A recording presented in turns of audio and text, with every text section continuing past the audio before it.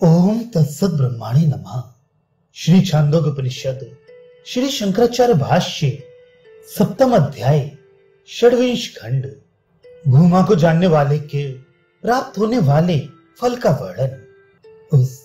इस प्रकार देखने वाले, इस प्रकार मनन करने वाले और इस प्रकार जानने वाले इस विद्वान के लिए आत्मा से प्राण, आत्मा से आशा, आत्मा से स्मृति, आत्मा से आकाश, आत्मा से तेज, आत्मा से जल, आत्मा से आविर्भाव और तिरोभाव, आत्मा से अन्न, आत्मा से बल, आत्मा से विज्ञान, आत्मा से ध्यान, आत्मा से चित्त, आत्मा से संकल्प, आत्मा से मन, आत्मा से वाक, आत्मा से नाम, आत्मा से मंत्र, आत्मा से कर्म और आत्मा से ही ये सब हो जाता है।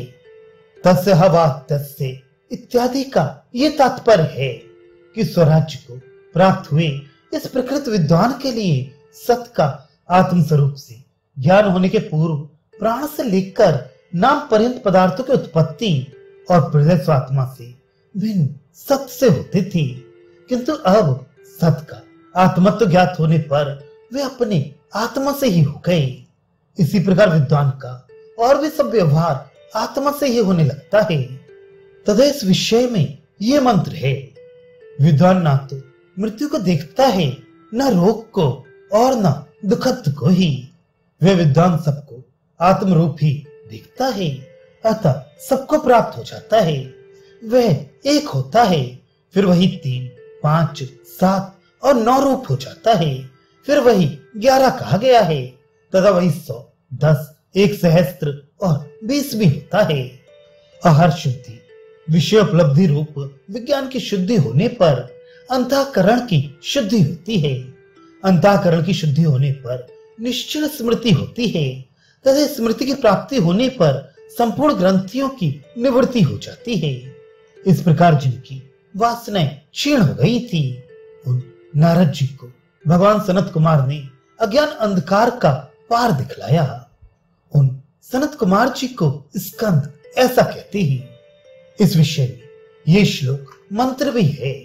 पश्य नहीं देखता, पश्य अर्थात उपरोक्त प्रकार से देखने वाला विद्वान मृत्यु, मरण, ज्वर आदि रोग और दुखत्व यानी दुख भाव को नहीं देखता।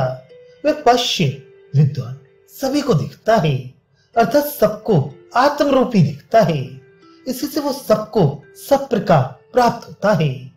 तथा वह विद्वान सृष्टि भेद के पूर्व एक रूप होता हुआ ही सृष्टि काल में त्रिधा आदि अनंत भेद प्रकारों वाला हो जाता है, और फिर संहार काल में अपने मूल पारमार्थिक एकता भाव को ही प्राप्त हो जाता है, क्योंकि वह स्वतंत्र ही है। इस प्रकार विद्या के फल द्वारा रुचि उत्पन्न करते हुए सनत कुमार जी उसकी स्तुति करते हैं। इसके पश्चात आओ मुखाभास की हेतुभूत दर्पण की विशुद्धि करने के समान उपरित विद्या के सम्यक प्रकार से प्रतिफलित होने के हेतुभूत साधन का उपदेश किया जाता है। आहार शुद्ध इत्यादि जिनका आहरण किया जाए उन्हें आहार कहते हैं। भोक्ता के भोग के लिए शब्द आदि विषय विज्ञान का आहरण किया जाता है। उस विषयोपलब्धि रूप विज्ञान की शुद्धि ही आहार शुद्धि है, अर्थात राग, द्वेष, मोह आदि दोषों से असंश्लिष्ट विषय विज्ञान। उस आहार शुद्धि के होने पर उससे युक्त अंतःकरण यानी सत्य की शुद्धि निर्मलता होती है, और अंतःकरण की शुद्धि होने पर ऊपर एक प्रकार से जाने गए भूमात्मा में ध्रुव अविच्छिन्न स्मृति यानी अविस्मरण हो जाता है। तथा उसकी प्राप्ति होने पर, स्मृति लब्ध होने पर अनेक जन्मों में अनुभव की गई भावनाओं से कठिन की हुई अभेद्यकरत अनर्थ पाश रूप हृदय स्थित ग्रंथियों का विप्रमुख विशेष रूप से प्रमुख क्षण विनाश हो जाता है। इस प्रकार क्योंकि ये ऊपर कहा हुआ सब कुछ उत्तरोत्तर आहार शुद्धि मूलक है, इसलिए वह अवश्य करनी चाहिए, ऐसा इसका तात्पर्य है।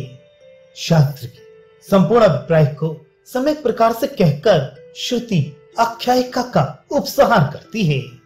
उस मृदित कषाय को वृक्ष आदि से संबंध रखने वाले कषाय के समान राग द्वेष आदि दोष अंतःकरण के रंजक होने के कारण कषाय हैं। ज्ञान, वैराग्य और अभ्यास रूप क्षार से जिन नारद जी के उस कषाय का छालन, मर्दन अर्थात विनाश कर दिया गया है, उन मृदति कषाय योग्य शिष्य नारद जी को अवैध रूप तम से पार परमार्थ तत्व को दिखलाया। वो दिखलाने वाला कौन था? भगवान, जो भूतों की उत्पत्ति, प्रलय, आय व्यय तथा विद्या अविद्या को जानता है, उसे भगवान कहना चाहिए। ऐसे धर्मों वाले सनत कुमार जी, उन सनत कुमार देव को ही विद्वान लोग स्कंद ऐसा कहते हैं।